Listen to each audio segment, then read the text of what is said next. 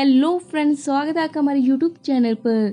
तो आज हम आपके लिए लेकर आए हैं मूवी जिसका नाम है ज़ोम 100 bucket list of the dead, जो कि नेटफ्लिक्स पर रिलीज हो चुकी है और बहुत ही बढ़िया मूवी है। तो चलिए बिना देरी के इस फिल्म के बारे में जानते हैं। फिल्म की शुरुआत में ही हमें उसके मेन कैरेक्टर से मिलते हैं जिसका नाम है टेंडो अकीरा, जो हमें शुरुआत में ही भागते हुए नजर आ रहा है क्योंकि उसके पीछे बहुत सारे ज़ोंबी पड़े हुए हैं। मगर एक मिनट, उसे डर पीछे लगे बहुत सारे ज़ोंबी का नहीं बल्कि ऑफिस से लेट हो जाने का है। और यहीं से कहानी 1 साल पीछे जाती है, जहाँ पर हम देखते हैं कि टेंडो अकीरा अपने अपार्टमेंट में तैयार हो रहा है और बहुत ही खुश नजर आ रहा है। बाहर निकलते ही वह अपने अंकल से ग्रीटिंग करता है और सभी लोगों से खुशी खुशी बात करता है। बात ही कुछ ऐसी है क्योंकि उसे फुल टाइम नौकरी जो मिली है। टेंडो अपने ऑफिस पहुंचता है और बड़ी गर्मजोशी से अपना इंट्रोडक्शन करता है। सभी टीम वाले उसे अप्रिशिएट करते हैं। अब अकीरा को कोसुंगी सांग, जो कि उसका चीफ है, उसके अंडर काम करना है।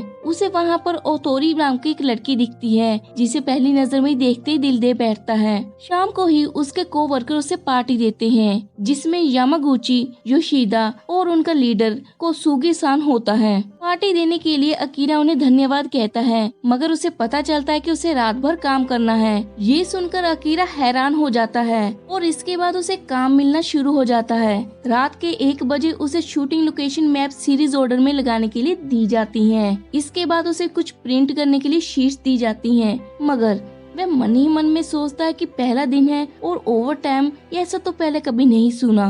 मगर फिर भी वह थके हारे मन से काम करता है। ऐसा ही करते करते सुबह के 7 और दोपहर के 12 बज जाते हैं, जहाँ पर उसे प्रेजेंटेशन मेमोराइज करने के लिए दी जाती है। दरअसल ऑफिस में कुछ ऐसा ही माहौल है। लोग कई दिन घर नहीं जाते, वहीं पर रहते हैं और काम का प्रेशर उन पर बना रहता है। वह बहुत ही थक जाता है। अब उसमें पहले जैसी एनर्जी नहीं रही। 2 दिन लगातार काम करने के बाद वह घर में आता है और आते ही उसकी आंख लग जाती है।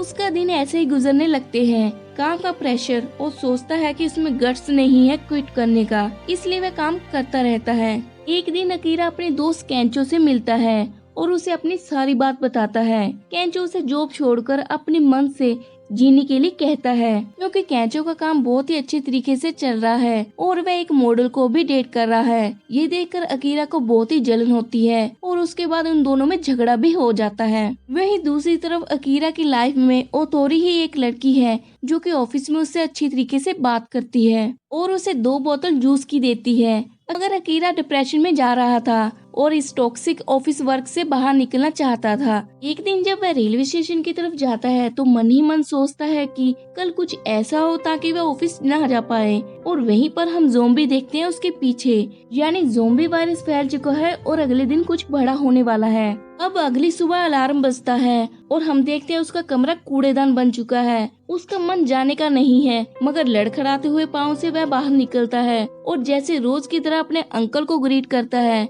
मगर वह देखता है कि उसका अंकल ज़ोंबी बन चुका है और उन्होंने एक लड़की को भी काट लिया है। बस वहीं से बचते बचते वह ऊपर की तरफ भागता है, मगर वहीं पर सभी ज़ोंबी उसकी तरफ भागने लगते हैं और वह जान बचाकर दूसरी छत की तरफ कूद जाता है और वो सोचता है कि इसका क्या मतलब। और वहीं पर उसकी खुशी का ठिकाना नहीं रहता क्योंकि उसे अब ऑफिस जाना नहीं पड़ेगा।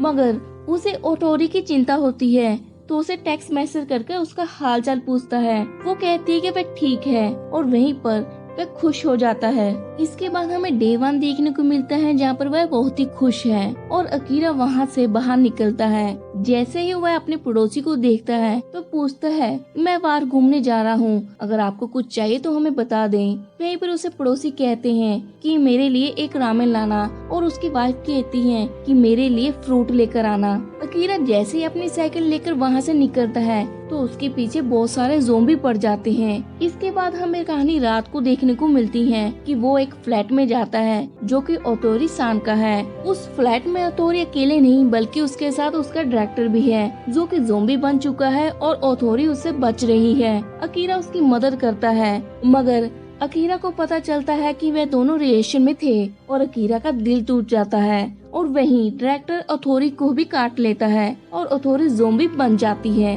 अकीरा वहाँ से भाग निकलता है और वहाँ से निकलने के बाद जैसे ही अपने पड़ोसी के पास पहुँचता है तो उसे दिखता है कि वह पड़ोसी भी मारे जा चुके हैं। उसका दिल टूट जाता है। घर में कुछ समय अकेले बिताने के बाद वह सोचता है कि वह ज़ोंबी का फूड बनने से पहले कुछ काम करेगा, इसलिए वह डायरी में लिखता है सबसे पहले वह क्लीनिंग करेगा अपने रूम की, होम कैंपिंग हॉट स्प्रिंग लेगा, फ्लाइट अटेंडेंट के साथ ड्रिंक पिएगा, मोटरसाइकिल राइड करेगा, शॉपिंग करेगा बिना प्राइस जाने, बालों को डाई करेगा, पेंट करेगा self portrait, set of firework display करेगा।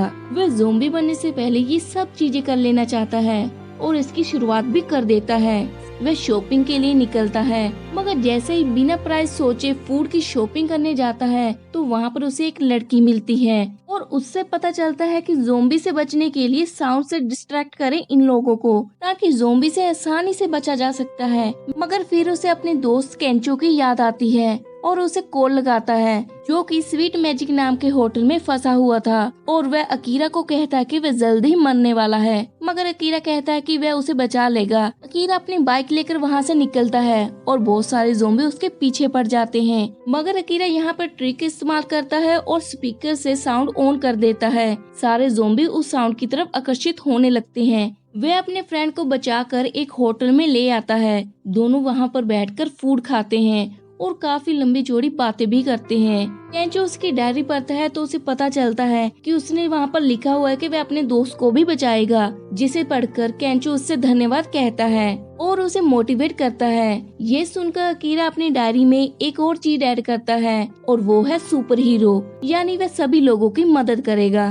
दोनों प्लान बनाते हैं यहाँ से बाहर निकलने का, मगर अकीरा कहता है कि इससे पहले उसे मैरीन पैराडाइज एक्वेरियम जाना है और वहाँ पर एक सूट है जिसे पहनकर शार्क भी उसे काट नहीं सकती।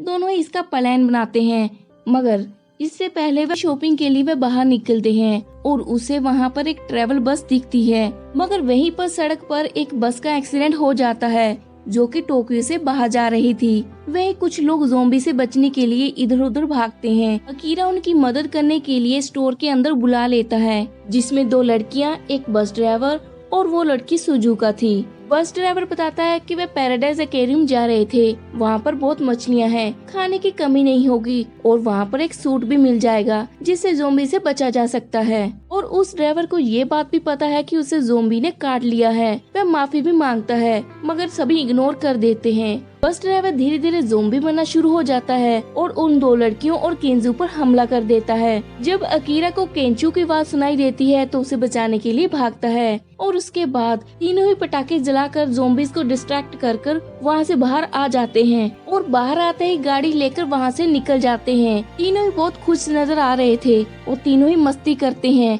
एक ओशन के किनारे वे जाते हैं और ओशन के बीच में वे योगा करते हैं, जो कि उसकी डायरी में भी लिखा होता है। सभी हॉट स्प्रिंग बाथ लेते हैं और वहाँ से एक्वेरियम की तरफ निकल पड़ते हैं, मगर रास्ते में कील बिछाई होती है जिसके कारण उनका टायर पंचर हो जाता है। और उसके बाद जैसे अकीरा की आंखें खुलती हैं तो उसे अपना बॉस मिलता है, जो उसे काम समझाता है और उस पर फिर से प्रेशर डालना शुरू कर देता है। अकीरा की सिचुएशन पहले जैसे फिर से हो गई। उसे वही कोवर्कर मिलते हैं। फिर से हंसता खेलता अकीरा डिप्रेशन की तरफ चला जाता है, मगर एक दिन ज़ोंबी एक्वेरियम के अंदर भी हमला कर देते हैं। अकीरा सभी की मदद करने के लिए आगे बढ़ता है और एक कमरे में कुछ लोगों को ले जाकर बचा लेता है, मगर उसे याद आता है कोसुगी के बारे में कि वो बाहर ही रह गया। तब अकीरा अपना सपना पूरा करता है एक्वेरियम सूट पहनने का। वह सूट पहनकर कोसुगी को बचाने के लिए बाहर जाता है, जहाँ पर शार्क ज़ोंबी बन चुकी थी और कोसुगी को खाने वाली थी। यहाँ पर सुजुका एक प्लान बनाती है